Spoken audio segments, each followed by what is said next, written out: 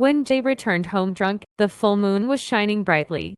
It was a night in mid-October 1951. In the alley, where there were no street lights at all, everything was pitch dark except for the dazzling white areas where the moonlight hit. In a secluded corner of a silent alley, where even the sound of insects had ceased, the moonlight was beautiful yet eerie. The pile of white glow illuminated the discarded scrap wood, as if someone had abandoned it during repairs, creating a chilling contrast with the surrounding pitch-black darkness, making it feel as though someone might be hiding there. Today was a really strange day. Jay's cousin, who doesn't like drinking much, called him into town. And after spending time talking about pointless things until late, they parted ways and now went home. At the end of a quiet alley bathed in soft moonlight,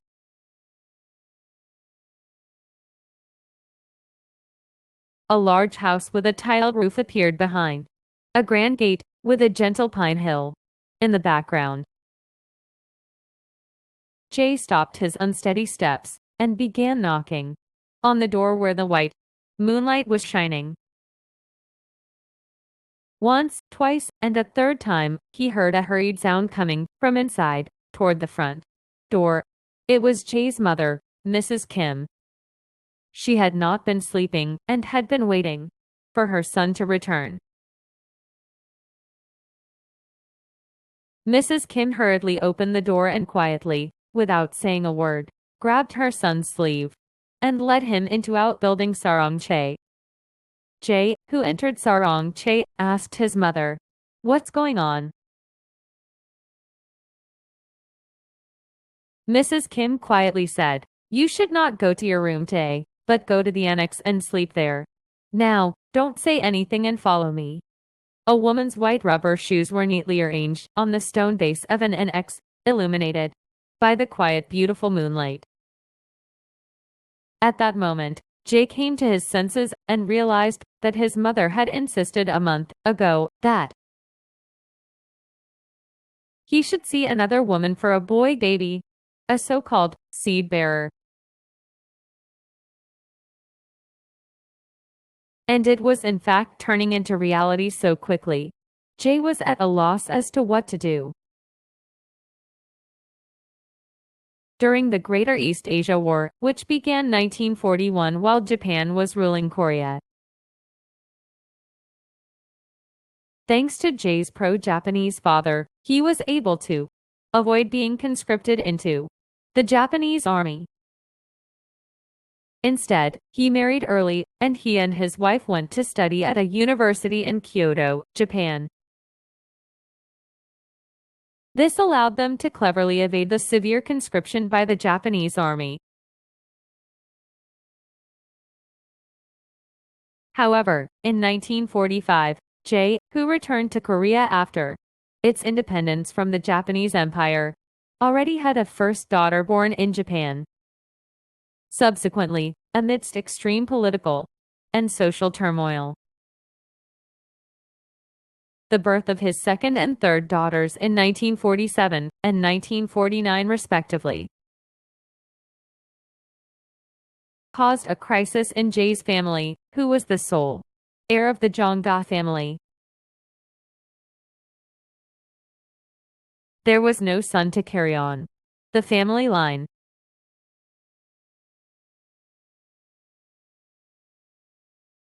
Jay's mother, Mrs. Kim, and his wife did not get along from the beginning. Though Jay's wife was small in stature, and her family was not very wealthy, she came from a traditional Confucian household and was an intelligent person who had received a good education from a young age. Therefore, she was well aware that the mother-in-law was jealous of her daughter-in-law because of her love for Jay. And above all, she endured all the hardships from her mother-in-law with tremendous patience. However, there was absolutely no logic that could refute the necessity, as insisted by Jay's mother, that he must produce a son for the family line. Jay's wife either resists of it and is kicked out of her family, or she accepts reality. It was an alternative choice. A woman with 3 daughters would naturally choose the latter. Jay's mother grabbed Jay, who was still standing in front of the moonlit outbuilding, and dragged him along. Opened the door, pushed him into the room, and then closed the door. She turned around and walked back to the main house. Once inside the room, Jay, who was accustomed to the moonlight streaming through the door window, eventually noticed the new clean bedding that had been set up in advance, with a woman quietly sitting in a corner beside it. In the land of the liberated homeland, Jay's father took over a girls' high school from a Japanese person who was withdrawing due to Japan's defeat. And Jay, who had a job as an English teacher there, found himself virtually surrounded by women on all sides. Jay was not a large man, but he had a sharp nose, a handsome Western-style face, and a well-proportioned, slim figure. Moreover, thanks to his father, a wealthy landowner in Gyeongsang-do, he had graduated from a prestigious university in Japan and was a person with a promising future, coveted by many. In the chaotic period after liberation, there were countless women constantly around Jay, trying to seduce him. But this woman in here was a completely different woman.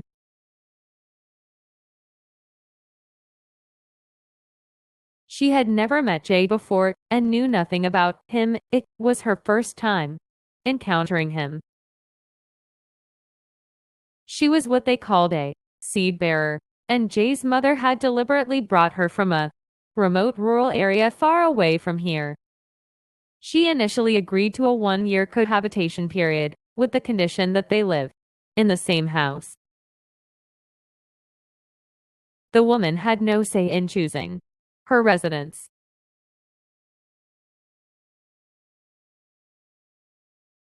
If she bore a son who would inherit the family line, Jay's family would, in return, purchase a significant amount of farmland for her, with the understanding that all public and private ties with the son would be severed simultaneously.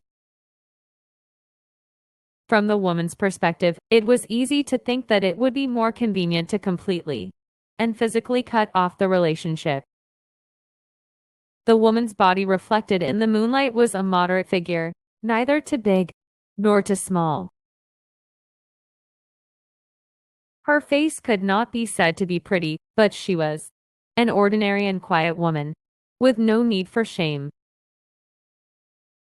She was a woman in her mid-20s with a healthy body.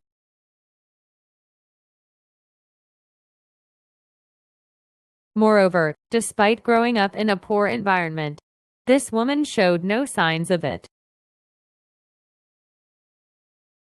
She was the perfect choice made by Jay's mother to continue the family line with her son.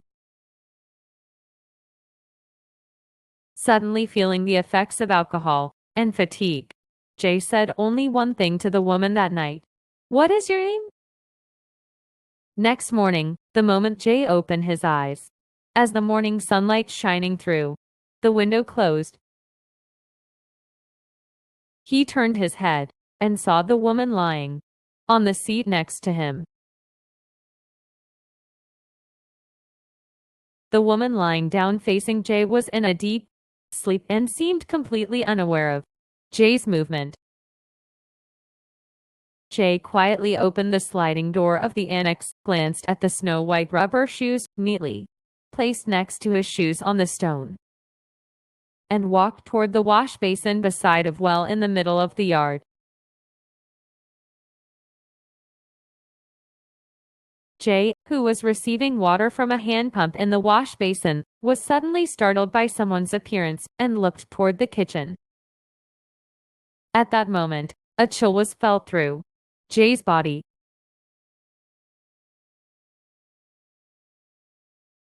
Jay's wife was sitting quietly on the kitchen stove, scooped up a bowl of warm water, walked up to him without a word, quietly poured it into his wash basin, then turned around and went back into the kitchen. Jay's wife quietly began her morning routine, as usual, as if nothing had happened in this house the previous evening. At that time, the Republic of Korea, which had gained independence from the Japanese Empire after its defeat Pacific War, was in a state of complete chaos.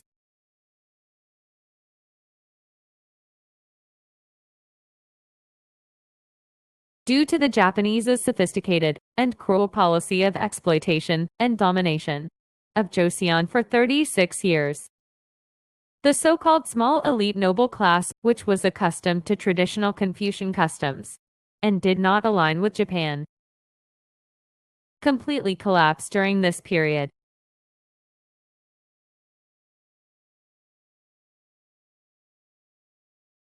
Some went to Manchuria or China and participated in the anti-Japanese movement, or became so absorbed in communism that they joined the anti-Japanese war as members of the Chinese Communist Party. During the Japanese occupation, aside from those who followed with Japan's policies, most of the general public in rural areas were reduced to poor colonial subjects preoccupied with merely securing 3 meals a day. Then, one day, when Japan suddenly declared defeat and ceased its rule over all of Joseon in an instant, the confusion among the Korean people reached its peak of chaos.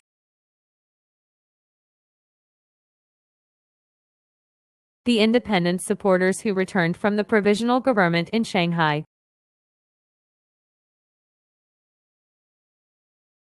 the supporters of Syngman-rhee's divided Joseon, who returned from the United States, the Kim Il-sung Communist Party forces north of the 38th parallel from the Soviet Union, the South Korean Labor Party in South Korea, and the partisan forces, Gyeongsang-do, Jeolla-do. These were all involved in a complex situation where the remnants of pro-Japanese forces had to flatter the U.S. military government in order to survive. And everything was so tangled that it was impossible to foresee what was to come. In this situation, the only learned and knowledgeable people were those who sympathized with the pro-Japanese policy. But even they were in an anxious situation, unable to guarantee how their fate might change in an instant.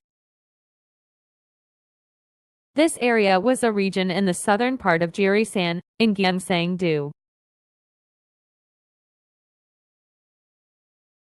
where security was not guaranteed and partisans could appear at any time. The woman who slept with Jay in the separate building must have been a child from a poor rural family who had spent her whole life focused on securing 3 meals a day, and likely sacrificed herself for a while to provide her family with the fertile land of their dreams.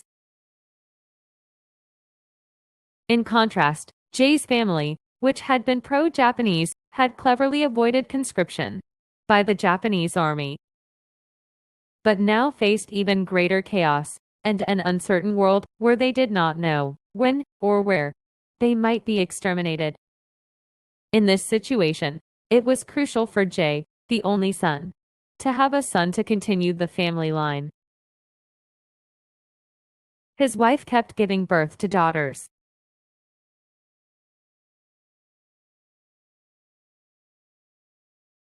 This justified Jay's mother, Mrs. Kim, in her desperate determination to see a grandson, no matter the cost. This was the story of the unlikely combination of The desperate circumstances of these two families